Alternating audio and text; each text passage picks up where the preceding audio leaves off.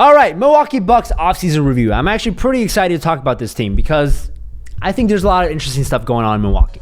So they got Mike Budenholzer as their new head coach, who is the former head coach of the Atlanta Hawks.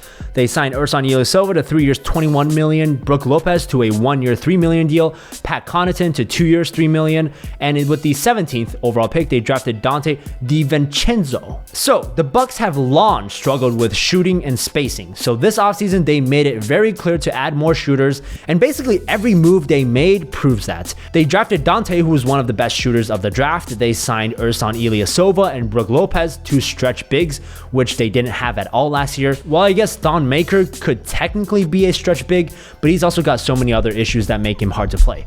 They also went out and signed Pat Connaughton, who had some really nice moments last year for the Blazers, especially when Damian Lillard was injured.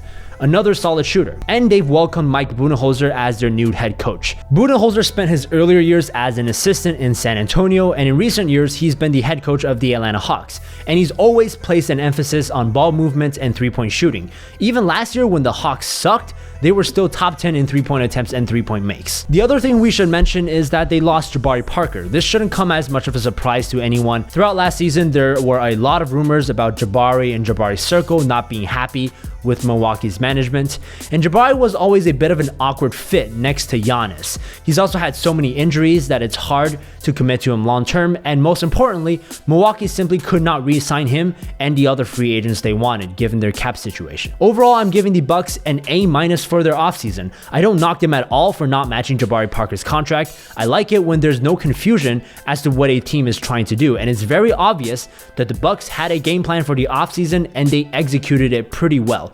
Budenholzer, I think, was the best overall coach on the market at that time. Brook Lopez's deal is a steal. Pat Connaughton's contract is close to the minimum. Only two reasons why I'm not giving the Bucks an A is because Ersan Ilyasova's deal is a 3-year contract, with the last year being non-guaranteed. It would have been ideal to give him just a 1-year contract, just in case the Bucks want to make some bigger changes in next year's free agency and not have to worry about Ilyasova's $7 million on the books.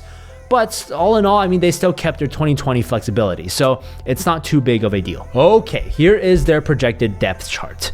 I'm not sure if there's much of a point trying to talk about specific offensive and defensive strategies, since the Bucks have a new head coach.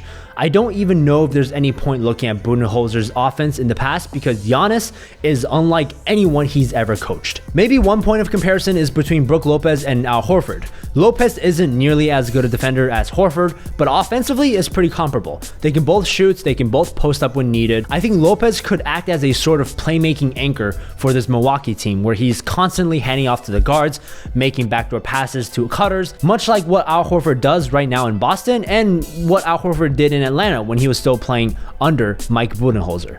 And also, it made news this summer that Giannis spent the offseason working out with Kobe Bryant. Now, we don't exactly have video footage or any detailed information of what exactly Giannis did with Kobe Bryant in the gym, but I am very, very curious.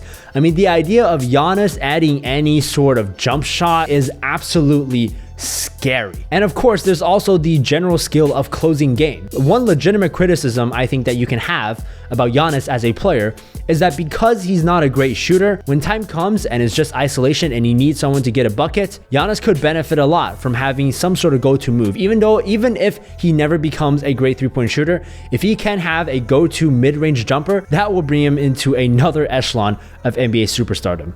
Vegas currently has the Bucks at 47.5 wins. I feel pretty comfortable going over here. They won 44 games with a disastrous coaching situation last year. The team, I think, got better over the offseason, even without taking into account the coaching change. So yeah, over on 47.5. Okay, that's it for the Milwaukee Bucks. Follow me on social media if you haven't already, and I'll see you guys in the next video. Enjoy this ASMR outro.